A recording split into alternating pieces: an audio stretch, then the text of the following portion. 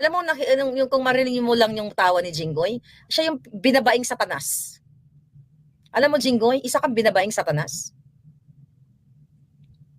Well, wala naman kayong hiya eh. Di ba? Plunderer. Di ba? Tumatanggap ng bribe. Convicted. Eh, wala talaga kayong hiya. Binabae ka, Jinggoy, wala kang bayag. Isa kang binabae. Kaya ka may 2 boylet na bumibisita sa'yo sa Kamkrame. Walang masama kung binabae ka. Kaya ganyan ka mambuli? Ha? Sino? Oh, bigyan ko ng pangalan. Oh, yung sige, total bulihan ang gusto mo eh. Bulihan mga kaibigan ang gusto niya. Sino tong artista ang pangalan? Gerald. Ewan ko ano apelyido nun. Sino ang Gerald? Bulihan ang gusto mo? I'm not supposed to say this. Taga San Juan ang nagtip sa akin. Sinong artista na Gerald ang sinutsuk-tsak mo daw? Di umano. Bulihan? Sige, bulihan tayo. Total yan ang gusto mo eh. Sinong artistang Gerald ang chinutsuk-tsak chenis mo? At sino ang nurse sa LA ang dinadalaw mo dito na lalaking chinutsuk-tsak chenis mo according to your friend from San Juan? Gerald or Gerard sounds like. I don't know kung anong apelyido. Ikaw, Jinggoy, ang polluted. Ibinabay ka nga, 3 pa ang lalaki mo sa buhay. Ayon sa aking source. Hindi ka na kontento sa 1, 2, 3. Diba? Imagine mo, parang hindi bagay sa'yo. Bagay sa'yo dun sa piggery eh. Doon ka nababagay eh. Kumakain ng damog o ng darak. Imagine nyo, napanood nyo ba yun? Nasa ospital, nakahiga kunyari. Sa Pilipinas, kung yung doktor nga na nag-exam kay Kuting, sa 2 minute, mahigit 2 minuto niyang pulburon test eh. Taga St. Luke's pa eh. Hindi mo rin na cross-exam, Senator Bato. Hindi rin cross-exam ni Jinggoy. Pinauwi na eh. Obvious na nagsisinungaling. How much more yung doktor ni Kumar? Dapat tinanong mo, nabayaran po ba kayo? Magkano po ba ang binayad kung nabayaran kayo?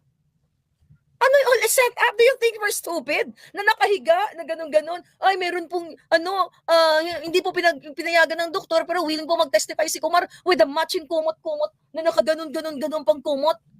Though, ay, nako. Yes, Mickey Jam. Yeah. Hindi kakana. Dapat yanong niya yung symptoms ni Kumar. You know what? It's all about dramatization. Well, sabi ko nga, hotel yung hospital, sabi ni Luisa. Actually, nakikinig lang ako kasi nasa dinner ako kanina. Hindi nga ako makafocus sa dinner. Naka-headset ako ng bongga-bongga, nakausap ako ng waitress. Oo lang ako ng, sige, ilagay mo dyan, ganun, anong order? Yan. Hindi ako makafocus kasi nga, nakikinig ako, mas nakafocus ako sa pinagsasabi nila. Pero parang narinig ko yung mga tawa-tawa ni Jinggoy na parang tawa ng Jejemon. Drama Kumar, sabi ni Marilyn. Bato, lone better. Ayan, Senator Bato, nagagalit sa yung taong bayan, lone better ka daw ba? Patawag mo si Lisa. Wala, di ba? No one is above the law. Bakit si Lisa na mastermind sa paggugurgur dapat o pag-aareglo na narinig sa CCTV? Bakit siya exempted? At wala ba kayong mga puso? Tignan mo tang ilang Jinggoy na binabaing ito. Wala siyang pakialam na may death threat si Morales. Ibig sabihin, siya ay demonyo. Demonyo lang po ang pwedeng maganyan. Na walang pakialam sa kapwa Pilipino na yung buhay parang ganito yan, oh. Na kunyari ikaw ay agaw buhay, humihingi ka ng tulong sa kay Jinggoy. Na sir, tulungan niyo po ako. Ganun ko baga, gutay-gutay ka na. Diba? Tagtad ka na ng bala or something. Bala ka sa buhay mo. Yan ang classic example na walang puso. Si Morales nasa bingid ng kamatayan dahil sa kay Bangag, si Marcos Jr. lang ang pwedeng magpagurgur dyan at saka si Lisa. Pero wala kayong pakialam, kasama ka ng Senator Bato. Binigyan mo ba ng proteksyon si Morales? Nag-effort ba kayo na i-facilitate ang pagbigay ng proteksyon sa kanya? Wala. So ibig sabihin, you're not for the people, you're for the money, for the position, for the power. Meron ba magkukulam dito? Pwede ba ipamana nyo sa akin yung kulam nyo? Black magic? I'm serious. Kung epektibo lang, lulunukin ko lahat ng bato. Mga bato balani. Tama ba yon? Walang kwenta. I mean, mga kabalangga. Sobrang, hindi ako makipagplastikan sa inyo, no?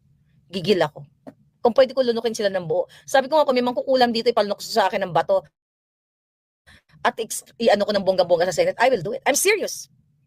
Kahit kapalit ng buhay ko, bigyan niyo ako ng power. Isang bato lang, lunukin ko silang lahat. Isang bato lang, tapos malilipol ko silang lahat. Kahit kapalit ng buhay ko, I will do it for you. Hindi ka pa manggigigil? Sa ginagawa ng gobyernong ito, sa ginagawa ng mga senador na ito, ang daming mga general na mga matitino na pinapahirapan ni Bangag. Ang daming naka-floating dahil hindi sumusunod kay Lisa Marcos sa kung anong kasamaan na iutos niya. Kayong mga general, kung meron lang akong bato, ililigtas ko na, ako na magliligtas sa inyo lahat, lilipulin ko lahat ng mga to. Kahit yung magic wand lang na effect na may power, lilipulin ko silang lahat para matapos na ang panggigipit, lahat ng pagpapahirap sa inyo. At least kung malipol ko na sila, pwede na ako matulog. O enjoy nyo na yung buhay sa mundong natitira. At least yung mission ko nagawa ko na. Hindi nyo ba nakikita yan?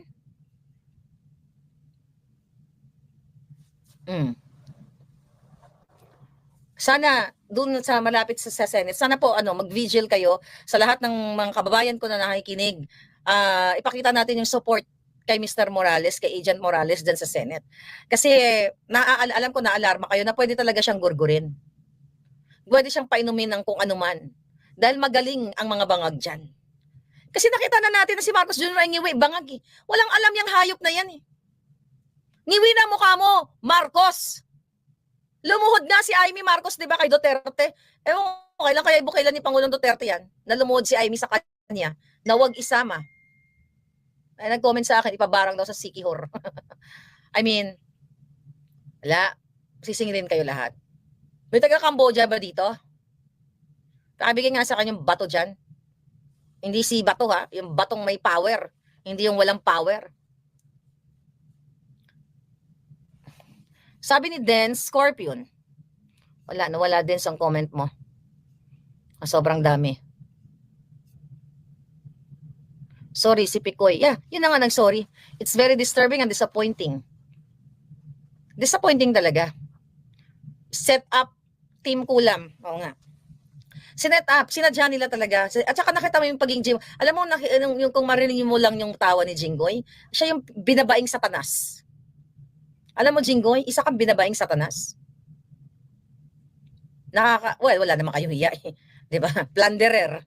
Diba? Tumatanggap ng bribe. Convicted. Wala talaga kayong hiya. Hindi ko alam bakit may mga nabubuhay na mga taong katulad ninyong manggugurgur. Manggugurgur ng kinabukasan. Polluted resource person. Si Jinggoy, paulit-ulit siya. Ikaw, Jinggoy, ang polluted. Binabay ka nga, tatlo-tatlo pa ang lalaki mo sa buhay. Ayon sa aking source. Hindi ka na kontento sa isa, dalawa, tatlo. Di ba? Imagine mo, parang hindi bagay sa'yo. Bagay sa'yo dun sa piggery eh. Doon ka nababagay eh. Kumakain ng damog o ng darak. Di ba? Yun ang dapat. Ba't ganun pa man sana mag-vigil kayo dyan mga palangga kay Morales at sana yung family niya, wag niyo po pabayaan si Agent Morales. Wag niyo siyang painumin ng tubig. Wag niyo siyang pakainin ng pagkain galing sa stranger o galing sa mga jejemon kung sino man. Bilan niyo siya ng sarili niyang pagkain at dapat nakamonitor kayo. Baka bilagyan ng aspile or something na may venom galing kay Lisa. Ang point natin dito mga kababayan na talagang ginagago tayo ng gobyernong ito. I'm looking forward na lumabas na kayong lahat. Huwag niyo nang patagalin to. I hope nasa penthouse daw si Kumar mo nasa penthouse.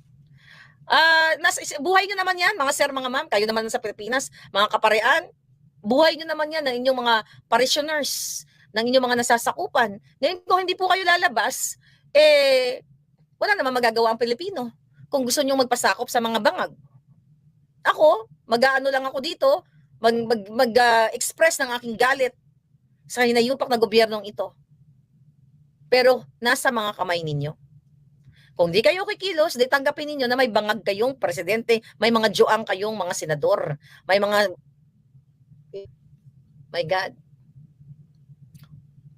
Well, yung mga pare, in fairness naman, baka they're just waiting. I don't know kung anong inaantay nila.